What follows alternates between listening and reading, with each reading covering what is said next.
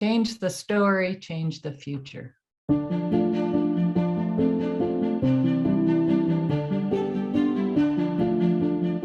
The work that I did with seeds and food sovereignty completely changed the story that I had grown up with around food and relationship to land and gardening.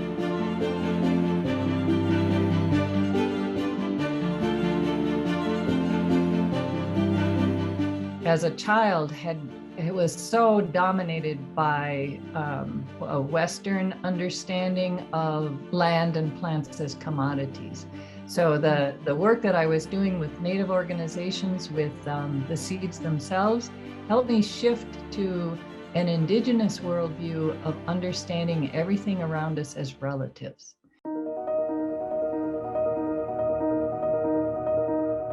I was given over the past 20 years of volunteering to work with indigenous seeds, working with Native organizations doing seed and food sovereignty work, learning from elders, learning from the seeds themselves, plus writing my first 2 books. It all went into the Seed Keeper. It became this big, just labor of love for those seeds so that I could express what was so beautiful and magical about changing up our relationship to seeds and to plants and to the earth. This is intended to be a story about relationship.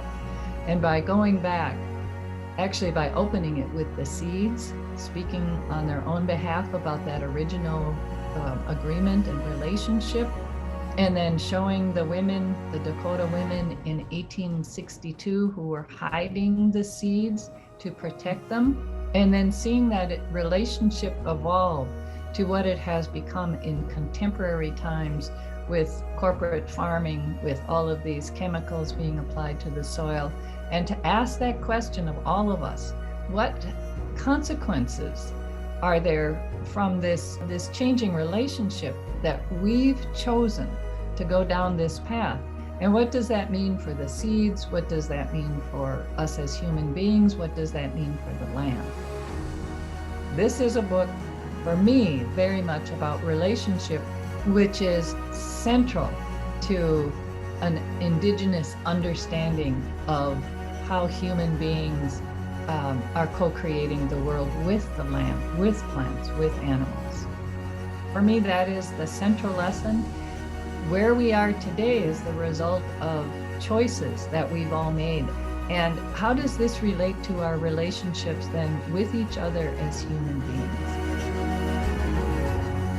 Beginning that conversation with all of these groups about how can we be more intentional, more mindful about our practice around seeds, around plants, around water, the food that we plant and grow and eat, the choices that we make.